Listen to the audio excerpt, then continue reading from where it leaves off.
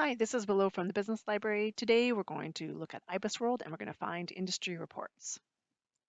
So this is the IBISWorld resource, and it really is our best resource for finding industry reports. Um, we can do a quick search here for a specific industry using a keyword or a company or a code. We can also click on this industries at the top um, and we'll get an idea of some of the sectors or the biggest sectors that are covered. If we click view all sectors, we will actually see all of the industry reports listed by sector.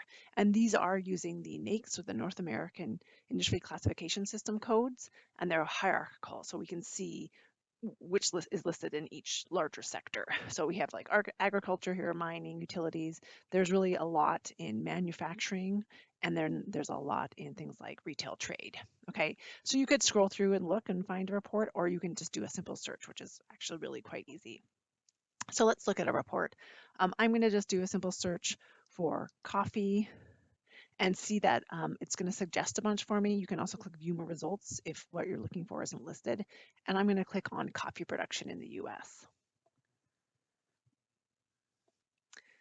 So this is what a standard report is going to look like. They're all going to have that same look and feel. So this is what you should expect to see no matter what industry you're looking at.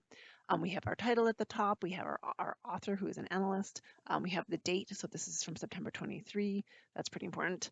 This first at a glance section is going to be kind of high level numbers. If you only have a few minutes to learn about an industry, this would be the place to look. So revenue, profit margin, things like that. It also has some industry structure section and a SWOT analysis as well as some additional information. So with this, you can navigate down the left. This is your navigation down the side, or you can just scroll down as well. Okay, so it's going to load this next chapter here, which should be on performance. Yep, here we are. And so here we have information you can look at. Revenue, you can click on employees, businesses, profit as well, and it's going to chart that for us here. You can also, add and remove things from the chart. It's all pretty interactive, which is nice. And it's going to give us, a write-up as well to give us more information on what that data means and why that data is how it is, right? So here it says RTD coffee has been a source of growth. So that's interesting, okay? There's information on volatility as well, and then success factor information. We have an outlook information here and the life cycle, right? So there is so much information in these reports. I always say if you find a relevant report when you're researching an industry, then to really look through the whole thing if you can and read as much of it as you can. So we're now in the products and markets section here. I really like this part. It has usually a segmentation section. So this is segmenting into the blue is single serve coffee, the purple is roasted beans and ground coffee. Those are the two biggest segments in this industry. There's also a market segmentation down here as well, if we can get to that. So here they're segmenting by consumer age. We can see that it seems like all age groups are drinking coffee fairly evenly, okay? And then we can keep scrolling down. Other things that I wanted to show you in here, I can't show you everything.